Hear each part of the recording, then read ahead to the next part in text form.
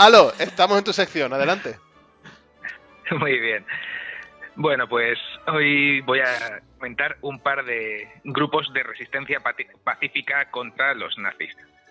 Porque la verdad es que en las películas que narran la Segunda Guerra Mundial siempre ponen a los nazis como un ejército alienígena que invadió Alemania y la gente se quedó pasiva completamente bajo su yugo, pero no es así. Hubo varios grupos de resistencia activa, incluidos de judíos que se defendían, que eso tampoco lo sacan nunca en las películas. Pero vamos, ¿Resistencia activa o pacífica, has dicho?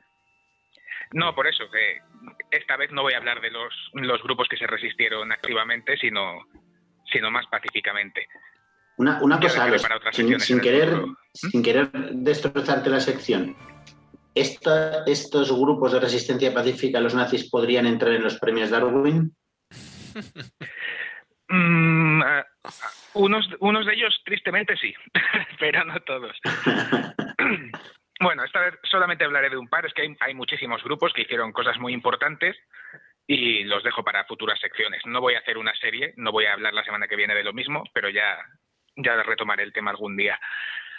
Y bueno, el primero sería el que desgraciadamente podría entrar en los premios Darwin, pero es muy loable y es la Rosa Blanca, que es un grupo que formaron estudiantes de la Universidad de Múnich junto con uno de los profesores y después se incorporó alguno de fuera de la universidad, como la más famosa de todos, que fue Sophie Scholl, que era hermana de uno de los estudiantes y no llegó a ir a la universidad porque le pilló todo el ascenso del nazismo. Era una buena estudiante que se había aficionado al arte degenerado, como lo llamaban los nazis, que era todo lo que fuese un poco salirse de la norma estética, o sobre todo si lo hacía un judío o un negro, eso era degeneradísimo. Y ya hablaré, por cierto, otro día del fiasco de los museos, porque montaron un museo de arte bueno y otro de arte degenerado para enseñar lo horrible que era, y las entradas para el museo de arte degenerado quintuplicaban a las del arte alemán, que llamaban ellos, que es que el degenerado también era alemán, obviamente. Pero bueno, nada, esta chica no llegó a ir a la universidad porque de hecho casi deja el instituto cuando se convirtió totalmente en un centro de propaganda. Pero nada, terminó, se hizo maestra de parvulario y mientras tanto empezó a participar en esta organización que acabó siendo como líder moral. No estaban tan organizados como para tener un jefe ni nada por el estilo, porque se dedicaban principalmente a imprimir y distribuir folletos. Empezaron haciéndolo solo en la universidad, pero se empezaron a hacer famosetes, los folletos la gente los entregaba a otra gente y demás, y al final acabaron haciendo partidas de hasta 15.000 folletos que distribuían en distintas ciudades. Todo estaba muy bien, de hecho estaban empezando a contactar con otros grupos de resistencia cuando pasó el accidente que podríamos decir que encajaría como premio Darwin, y encima fue un error de la propia Sophie Scholl. Estaban distribuyendo en su propia universidad, donde siempre lo hacían de forma muy discreta, siempre, que nadie les viese, porque obviamente se la jugaban.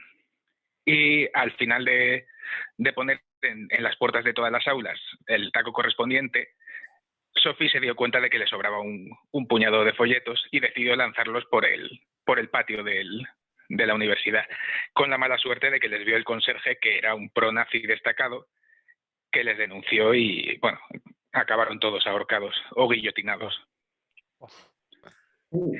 Este grupo acabó mal, era pequeñito, pero fueron muy heroicos en su momento. De hecho, hay un par de películas que narran su historia, y además fueron de los primeros que denunciaban los crímenes del nazismo, hacían público lo que le estaba pasando a los judíos y, vamos, aunque muriesen, su labor no fue en vano, ni mucho menos. Pero no fueron tan influyentes como los Piratas del Edelweiss, que es el siguiente grupo del que voy a hablar, y con estos ya termino, que estaba formado, curiosamente, por adolescentes de 14 a 17 años. ¿Por qué? Porque a partir de los 14 años te permitían dejar el colegio, y el colegio en ese momento te metía obligatoriamente en las juventudes hitlerianas. Así que a los 14 lo dejaban para no tener que inscribirse en las juventudes hitlerianas. ¿Y por qué hasta los 17? Porque ahí era obligatorio el servicio militar. Este grupo, aunque también era principalmente pacífico, no promovían el asesinato, por ejemplo, pero sí estaban dispuestos a llegar a las manos.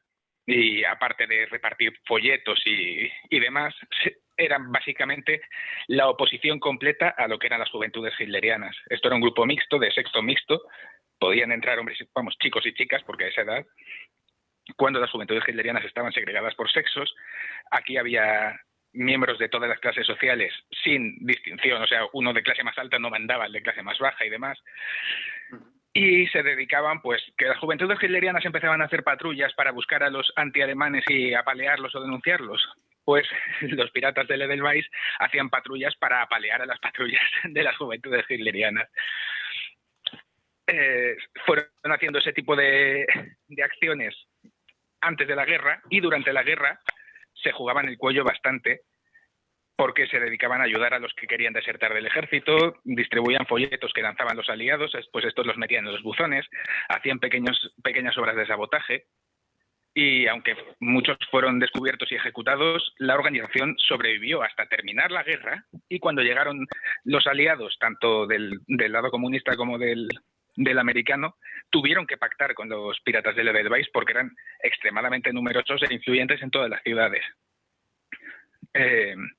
Ya el último dato sobre ellos, perdón, es que eran totalmente apolíticos. Estaba prohibido meterse en política dentro de la organización.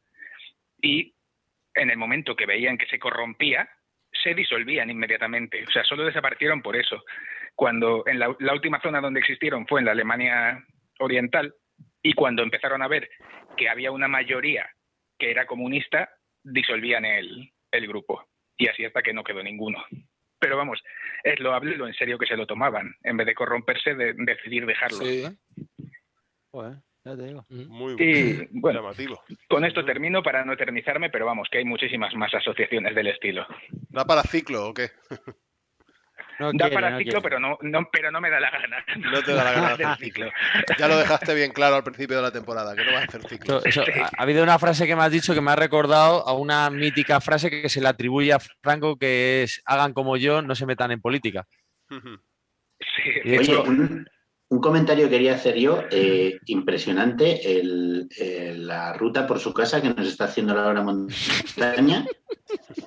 Y por otro lado, también quería comentar a nuestra audiencia que, aunque parezca, el señor Lobo y Chocoflint no se congelan. Es que son capaces de estar todo el tiempo que les ven sin moverse.